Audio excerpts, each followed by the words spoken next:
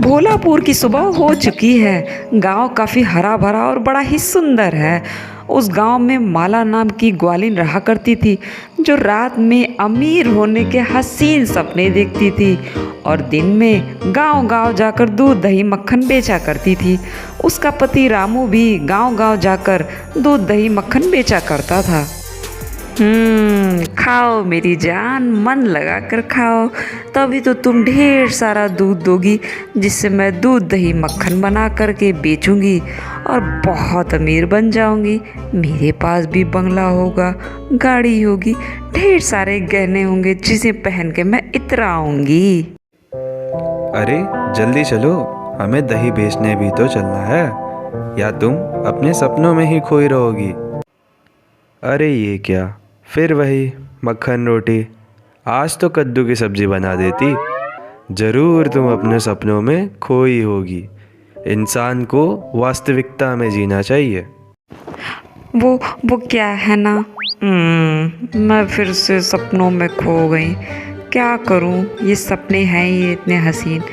ये बोलकर मालती फिर से अपने सपनों की दुनिया में खो जाती है और हसीन सपने देखने लगती है। अरे वाह, कितने सारे रुपए, पैसे, बंगला, गाड़ी। अरे इन गहनों को तो देखो, जिन्हें पहन के मैं कितनी सुंदर लगूंगी। माला अपने सपनों में खोई ही होती है, तभी कुछ आवाज़ उसे सुनाई पड़ती है। अरे कोई है क्या? इस बूढ़ी को कोई खाना खिला दे, बड़ी भूखी हूँ बेटा, बड़े दिनों से कुछ खाया नहीं है। रास्ते से गुजर रही थी तो तेरी कुटिया दिख गई। ये कौन है जो मेरे और मेरे सपनों के बीच आ रहा है? माँ जी, खाने के लिए भी कुछ भी नहीं है, आप किसी और घर जाके मांग के खा लीजिए। ये बोलकर माला अपने हसीन सपनों में फिर से खो जाती है।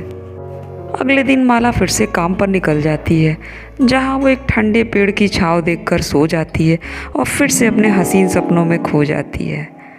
वाह, कितनी हसीन है ये दुनिया, ढेर सारे पैसे ही पैसे।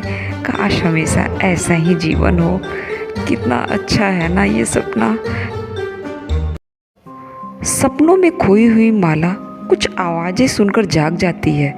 जागकर वो देखती है उसके सारे मक्खन ज़मीन पर पक्षियों ने फैला दिए हैं। वह बड़े उदास होकर घर जाती है और अपने पति से पूछने पर कहती है, मुझसे बहुत बड़ी गलती हो गई जी, मैं अपने सपनों में खोई रह गई और सो गई।